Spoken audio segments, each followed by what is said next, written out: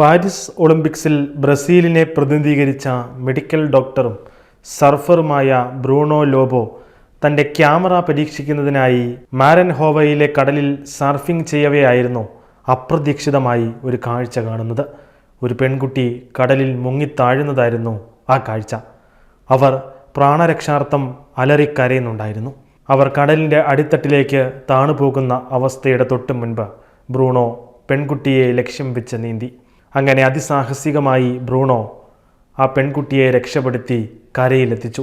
വെറും 15 വയസ്സ് മാത്രം പ്രായമുള്ള അവളുടെ പേര് എഡ്വാർഡ എന്നാണ്.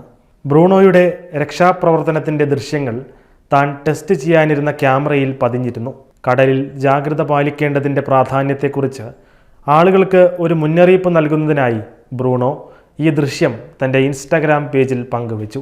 വീഡിയോ നിമിഷ നേരം കൊണ്ട് വൈറലാവുകയും ചെയ്തു. എല്ലാവരും ബ്രൂണോയെ അഭിനന്ദിച്ചപ്പോൾ ബ്രൂണോ അതിൻ്റെ ക്രെഡിറ്റ് കൊടുത്തത് ദൈവത്തിനായിരുന്നു. ജീവിതത്തിലെ ഓരോ നിമിഷവും ദൈവത്തോടൊപ്പം ആയിരിക്കാൻ ആഗ്രഹിക്കുന്ന ഒരാളാണ് ഞാൻ. ഭൂമിയിലെ ജീവിതത്തിൽ മറ്റുള്ളവരെ സഹായിക്കാനും നല്ല പ്രവൃത്തികൾ നമ്മൾ ചെയ്യാനുമാണ് ദൈവം ആഗ്രഹിക്കുന്നത്. അതുപോലെ അന്നത്തെ ദിനം ആ പെൺകുട്ടിയെ രക്ഷിക്കാൻ കാരണക്കാരനായത് ദൈവം തന്നെയാണെന്ന് ഞാൻ വിശ്വസിക്കുന്നു. എന്നിലൂടെ ദൈവം പ്രവർത്തിച്ചു. എല്ലാ മഹത്വവും ദൈവത്തിന്. ഇതായിരുന്നു ബ്രൂണോയുടെ പോസ്റ്റ്. അദ്ദേഹത്തിൻ്റെ ഈ ധീരപ്രവൃത്തിയെ മാരൻഹോവയിലെ ഫയർ ആൻഡ് റെസ്ക്യൂ ഡിപ്പാർട്ട്മെൻറ്റ് ആദരിക്കുകയും ചെയ്തിരുന്നു.